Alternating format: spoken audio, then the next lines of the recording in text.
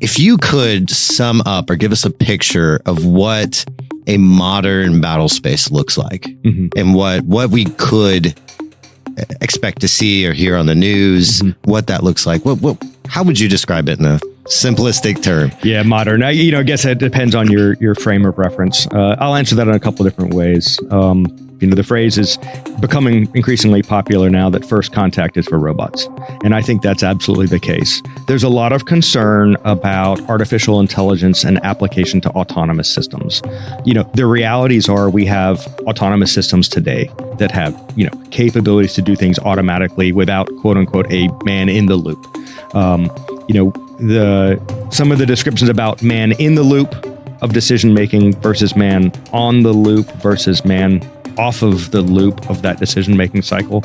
All of those happen today with autonomous systems that are given certain parameters to make certain actions if conditions are met, right? So that already exists today. Anyone that has concerns about these autonomous systems just needs to look at where that already exists and how do we bound the parameters of that autonomous system's ability to act. But I think as we look to the future, I think we're going to see systems that increasingly have complex parameter mechanisms by which they can make decision making. Are we going to end up basic examples? Okay, I see an adversary's tank in the open.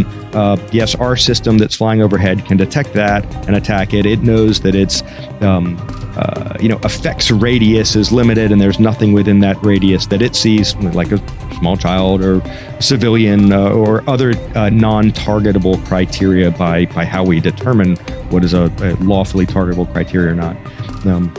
Yes, it can strike it now. What happens, as we look to the future when we have swarms of systems flying overhead that can loiter and perhaps last for weeks, and they have an ability to look at a broad swath of area and conduct autonomous targeting against that type of parameter? But now we're not talking about one single tank in one single location. We're talking about, kilometers of battle space that is constantly assessing the environment and determining what is a legitimate target, what's prioritized as a target, and then what do you strike.